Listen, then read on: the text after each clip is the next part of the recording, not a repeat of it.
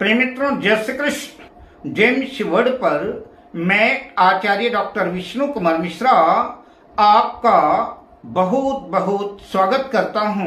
आज हम इस वीडियो पर आपसे चर्चा करेंगे, सूर्य देव अगर जन्म पत्रिका के चतुर्थ भाव में स्थित हो तो किन लग्न वालों को सूर्य का रत्न माणिक्य धारण करना चाहिए, किन लग्न वालों को सूर्य का रत्न माणिक्य नहीं धारण करना चाहिए।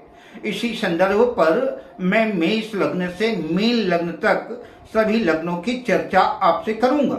पर विषय क्रम में आगे बढ़ूं उससे पहले आपसे आग्रह, अगर आपने अभी तक हमारे इस चैनल को सब्सक्राइब नहीं किया है तो प्लीज चैनल को सब्सक्राइब करें, साथ ही नोटिफिकेशन बेल को भी प्रेस कर लें। अगर आप अपनी या अपनों की जन्म पत्रिका का बृहद प्रेडिक्शन कराना चाहते हैं, विश्लेषण कराना चाहते हैं, अथवा किसी भी किस्म का ज्योतिषी परामर्श या कि उत्तम क्वालिटी के रियल राशि रत्न आदि हमसे प्राप्त करना चाहते हैं तो आप स्क्रीन पर फ्लैश हो रहे नंबरों पर हमसे संपर्क कर सकते हैं। जिस भी जातक की जन्म पत्रिका में सूर्य देव चतुर्थ भाव में अपनी उच्च राशि में स्थित हो या कि स्वराशि में स्थित हो अथवा मित्र राशि में स्थित हो तो ऐसा जातक सरकारी नौकरी में अथवा राजनीति में सफलता अर्जित करता है। ऐसे जातक मेडिकल के क्षेत्र में भी सफल होते हैं और ऐसे जातकों के पास भूमि, भवन, वाहन सब कुछ होता है। किंतु इसके विपरीत सूर्य अगर चतुर्थ भाव में अपनी नीच राशि तुला राशि में स्थित हो अथवा शत्रु राशि में स्थित हो तो ऐसे जातकों को अशुभ फल ही मिलता है, अच्छे परिणाम की उम्मीद नहीं करनी चाहिए। ऐसे लोगों का मन विचलित और परेशान रहता है। अशुभ स्थिति में सूर्य का रत्न माणिक्य धारण करना निश्चित रूप से नुकसानदेह साबित होगा, हानि की संभावना बनेगी। मैं मेष लग्न से मीन लग्न पर्यंत सभी लग्नों की चर्चा करूंगा। किन लग्न वालों को सूर्य का रत्न माणिक्य धारण करना चाहिए। तो अगर सूर्य चतुर्थ भाव में स्थित है तो सबसे पहले हम चर्चा करते हैं मेष लग्न की। मेष लग्न की जन्म पत्रिका में सूर्य पंचम भाव के स्वामी होकर के चतुर्थ भाव में कर्क राशि में स्थित होंगे। अतः मेष लग्न वालों को सूर्य का रत्न माणिक्य पहनने से शुभ परिणाम देखने को मिलेंगे। अब चर्चा करता हूँ वृषभ लग्न। वृषभ लग्न की जन्म पत्रिका में सूर्य चतुर्थ भाव के स्वामी होकर के चतुर्थ भाव में ही अपनी सिंह राशि में स्वराशि में स्थित होंगे। अतः सुख संसाधनों में जबरदस्त वृद्धि होगी, भूमि, भवन के, वाहन के योग बनेंगे, आलीशान घर होगा, माणिक्य रत्न धारण करने से सुखों में वृद्धि होगी।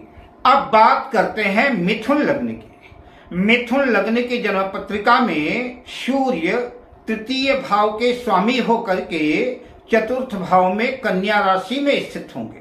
माणिक्य धारण करना कारोबार की दृष्टिकोण से अत्यंत लाभदायक सिद्ध होगा, किंतु घरेलू मानसिक अशांति बनी रहेगी। अतः सोच समझ करके माणिक्य रत्न धारण करें। अब बात करते हैं कर्क लग्न की। कर्क लग्न की जन्म पत्रिका में सूर्य देव द्वितीय भाव के स्वामी होकर के जन्म पत्रिका के चतुर्थ भाव में तुला राशि में स्थित होंगे। ऐसे जातक को धनार्जन करने में काफी कठिनाइयों का सामना करना पड़ सकता है, सुख संसाधनों की कमी रहेगी।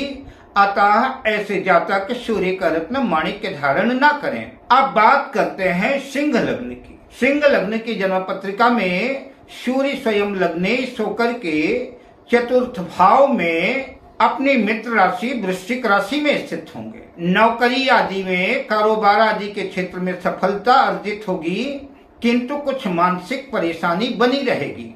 अब बात करते हैं कन्या लग्न की। कन्या लग्न की जन्म पत्रिका में सूर्य द्वादश व्यय भाव के स्वामी होकर के जन्म पत्रिका के चतुर्थ भाव में धनु राशि में स्थित होंगे।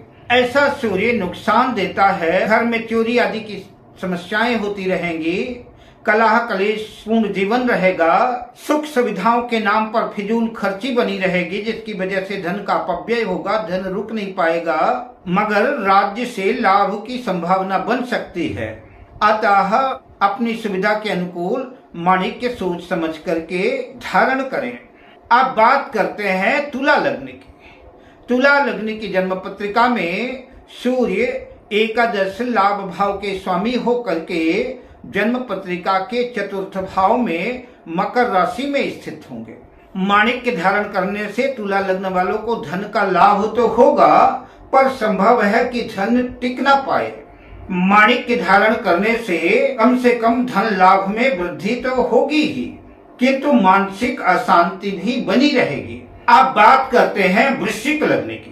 वृश्चिक लग्न की जन्म पत्रिका में सूर्य देव दशम भाव के करियर भाव के स्वामी होकर के जन्म पत्रिका के चतुर्थ भाव में कुंभ राशि में स्थित होंगे। ऐसा सूर्य नौकरी में, कारोबार आदि में तरक्की देता है, राजनीति में भी सफलता दिलाता है, किंतु घरेलू कौटुंबिक पारिवारिक समस्याएं बीच बीच में देता रहेगा। माणिक्य धारण करने से मिश्रित परिणाम देखने को, शुभ और अशुभ दोनों परिणाम देखने को मिलेंगे। अब बात करते हैं धनु लग्न की। धनु लग्न की जन्म पत्रिका में सूर्य नवम भाग्य भाव के स्वामी होकर के चतुर्थ भाव में मीन राशि में स्थित होंगे। माणिक्य धारण करने से धनु लग्न के जातकों की निश्चित रूप से भाग्य में वृद्धि होगी और भाग्य प्रत्येककारी बनते चले जाएंगे। अतः धनु लग्न वालों को सूर्य का रत्न माणिक्य धारण करना चाहिए। अब बात करते हैं मकर लग्न की। मकर लग्न की जन्म पत्रिका में सूर्य अष्टमेश होकर के अष्टम भाव के स्वामी होकर के चतुर्थ भाव में अपनी उच्च राशि मेष राशि में होंगे। जिन जातकों को ऐसा लगता है कि उनको कहीं किसी रिश्तेदार का या कहीं से विरासत में कोई धन मिल सकता है, कोई प्रॉपर्टी, खेत, बैंक बैलेंस, घर आदि मिल सकता है, तो ऐसे लोगों को निश्चित रूप से उस लाभ को अर्जित करने के लिए माणिक्य रत्न धारण करना चाहिए। यद्यपि सूर्य अष्टमेश है, लेकिन अपनी उच्च राशि में है, तो उच्च राशि में और चतुर्थ भाव में होने की वजह से मिश्रित परिणाम मिलेंगे, सुख में भी वृद्धि होगी, माणिक्य रत्न धारण किया जा सकता है। अब बात करते हैं कुंभ लग्न की। कुंभ लग्न की जन्म पत्रिका में सूर्य सप्तम भाव के स्वामी होकर के चतुर्थ भाव में वृषभ राशि में स्थित होंगे। ऐसे जातकों को शादी के बाद जीवन में परेशानियां बनी रहेंगी, घर में सास बहू के झगड़े बने रहेंगे, माणिक्य धारण करना बहुत हितकर नहीं रहेगा, अतः माणिक्य धारण ना करें। अब बात करते हैं मीन लग्न की। मीन लग्न की जन्म पत्रिका में सूर्य खष्ठेश होकर के छठे भाव के स्वामी होकर के जन्म पत्रिका के चतुर्थ भाव में मिथुन राशि में स्थित होंगे। सूर्य छठे भाव के स्वामी होने की वजह से चतुर्थ भाव में स्थित होंगे, तो सुखों का अभाव रहेगा। अतः मीन लग्न वालों को सूर्य का रत्न माणिक्य धारण नहीं करना है। अब मैं आपसे लेता हूँ विदा, मिलता हूँ अगली वीडियो में शुभ कामनाओं के साथ। जय श्री कृष्ण।